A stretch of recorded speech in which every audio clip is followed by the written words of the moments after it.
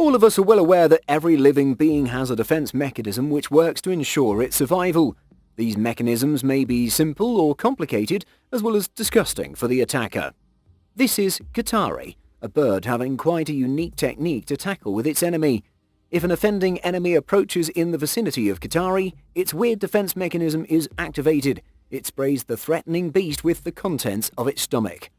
This ability is bestowed upon them at the time of birth and stays till their death. Some of the living beings have the ability to defend right from birth, whereas others may develop it as they grow.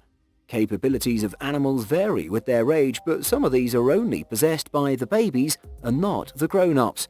Let's see what these are. But before we get started, be sure to smash the like button, subscribe and click the notification bell for more such amazing content. Scientifically speaking, when a body falls downwards at a certain point, the force applied by the air resistance pushing the body upward and gravitational force pulling the body downward becomes equal. After that, the body approaches its final velocity, which for a human body can be up to approximately 120 miles per hour. You'd be quite sure that a body falling with speed and resulting in a collision with the ground wouldn't promise anything good. It's utterly amazing that if somehow an ant decides to fall from a skyscraper, due to its negligible weight, it attains a top speed of just 4 miles per hour, which is even less than a few people who normally walk fast. Ants also enjoy the benefit of having an extensively durable skeleton. Therefore, it would not suffer any harm even if an ant falls from the Empire State Building. Although ducklings have not been found as tough as ants, they possess another unique quality of running on the water surface. Surely it's not meant for longer distances, but they look quite impressive. They can't fly away when they turn on to super acceleration mode, but they can run and do it 9 times faster than they would have resorted to swimming. It's believed that adult ducks do have memory of what they learned as ducklings, but they use it just for taking off. Here comes a question which might be boggling the mind of our viewers. Why only babies get superpowers and not the adults? Don't you consider it to be a bit unfair? Adult ducks might have been dreaming to outclass every aspect of their life, but still the ability to climb is the most valuable for ducklings, as babies run a much higher risk of being harmed. It's a well-established fact that babies need extraordinary protection, which neither can be provided by the parents or by some unique skill possessed by the babies themselves. Let's consider the example of human infants. We are born too weak and fragile and can end up dead due to any reason. We don't possess any defensive mechanism to save ourselves from venomous reptiles, predators, or any home-kept pet. But we don't need to have these special skills because parents as well as relatives take care of us and fulfill all our requirements. Babies of a large number of animals also require care and protection, which is afforded by the nature. Take a look at these penguins, mother and baby. They look alike, but worried mother makes the baby wear a thick coat of grandfather. Her main purpose is to save the child from the chilling cold. This brown coat isn't of fur, but very thick feathers which keep the baby warm.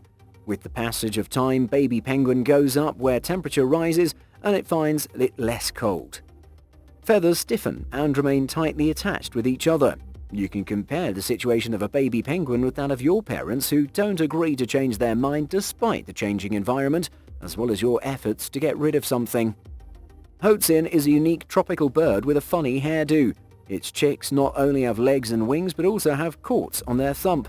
It's perhaps an inheritance passed from its great-great-grandmother, which probably lived on the earth during different periods of pterodactyls. Hoatzin chicks cannot fly but can swim with much proficiency. So whenever they feel a little bit of threat, they immediately jump into the water and swim across to evade the danger.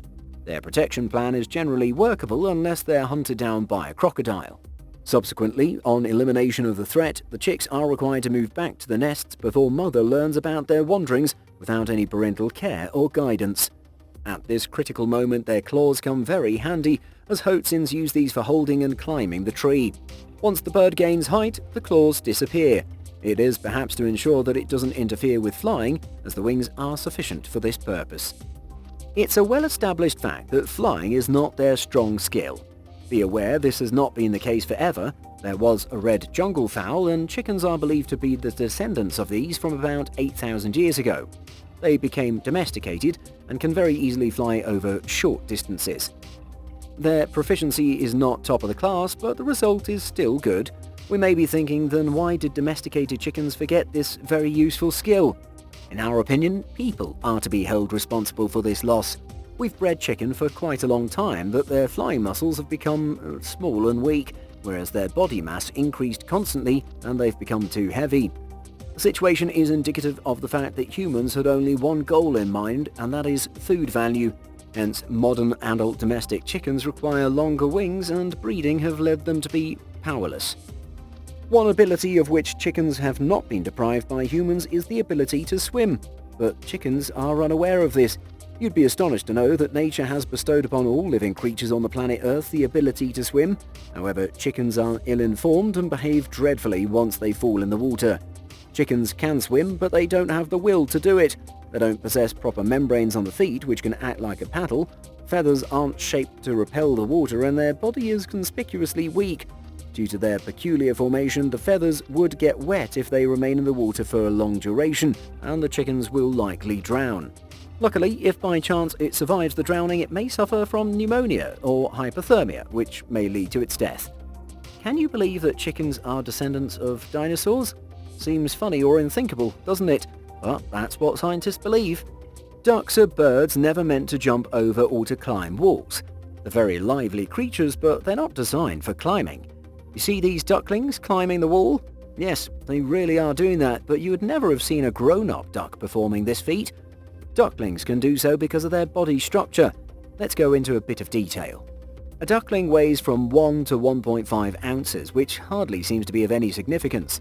But they also have very soft, fluffy, but tenacious tiny claws on their feet, which can probably make you bleed.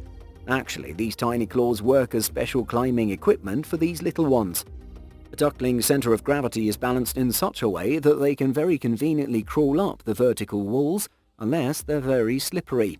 It implies that ducklings would not be able to climb up a smooth marble stone column, but they would easily be able to surmount a brick wall. In case chicks need some extra support to move up, they usually push their small tail against the wall, as you might have seen woodpeckers do. We can see these ducks skillfully climbing the wall as Spider-Man would have done in the movies. Shouldn't we be pondering what is so pressing that it forces the ducklings to climb instead of bathing and enjoying some time in the water pool?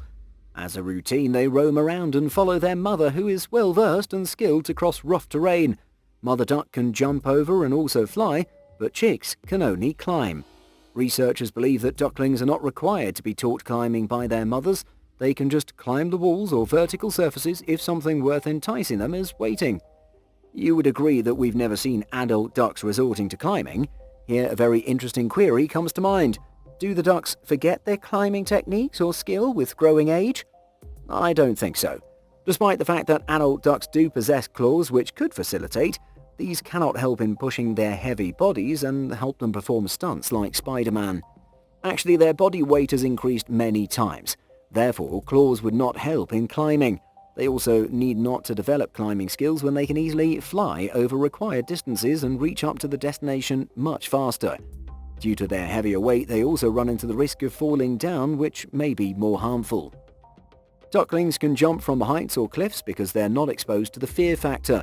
However, adult ducks cannot afford to do so. These risks can be taken by young babies as their bodies are softer as well as more agile. But it doesn't hold good for babies of all animals or birds, and especially not humans. They may run into risk and suffer injuries, even while cycling.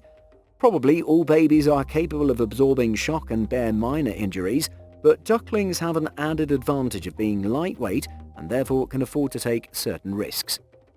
They also benefit from their soft feathers, feet and wings, which set apart in different directions. Resultantly, they're not afraid of falling from heights or a brick line. Some ducks make their nests on high rocks and even in tree holes.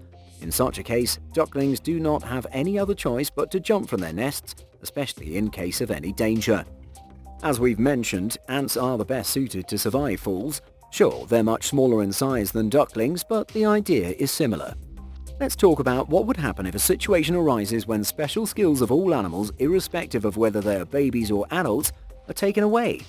Certainly, the result is going to be very distressing, but quite predictable. You may consider the fate of elephants as well as dogs.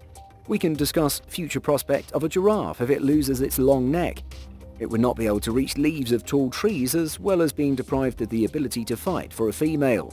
Resultantly, it'll die due to starvation and also not have any offspring. Hence, it may lead to the extinction of the entire species.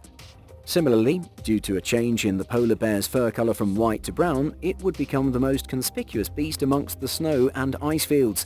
Therefore, it'll fail to hunt, leading to starvation and death. Equally, cheetahs will be deprived of speed, and the only factor which really gives them any comparable advantage over other competing predators for prey, so no future prospects of its survival. Losing specific skills means some of the animals would face enormous challenges which may eventually lead to their extinction.